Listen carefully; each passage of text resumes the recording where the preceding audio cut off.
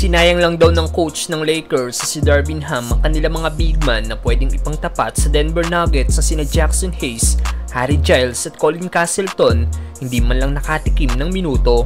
Nag-small ball lineup pa rin kahit kitang hindi obra sa malalaking player ng Nuggets. Bigo nga pong Lakers na makuha ang panalo sa kanilang pamamahay, kung saan after ng solid first half, nag-collapse na naman ang team noong third at fourth quarter, kaya sila natalo. Pero kung titingnan natin ang statistics ng dalawang team sa kanilang Game 3 matchup, halos parehas lang sila na naging shooting sa field. Dahil parehas ang team na may 44 made shots sa kanilang 90 shots attempt. Same din na may 5 3-point shots made. Lamang lang ng 7 free throws na naipasok ang defending champion. Nakagawa naman ng 23 assists ang Lakers samantalang 27 assists sa Nuggets. Lamang naman ang Lakers sa dami ng steals dahil may total 8 steals. Ang home team, 4 lang ang sa Nuggets. Madami ring turnover na nagawa ang Denver na may total 13 turnovers samantalang 7 turnovers lang ang sa Lakers.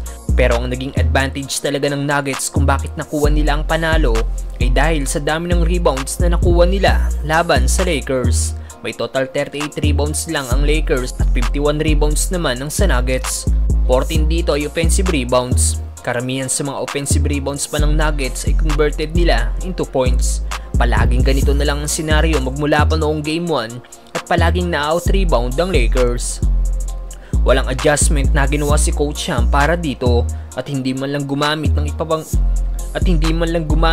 pang big man bukod kay Anthony Davis na pwedeng makapigil sa mga big man ng Denver, at yun ang kinakagalit ng karamihan sa mga Lakers fans.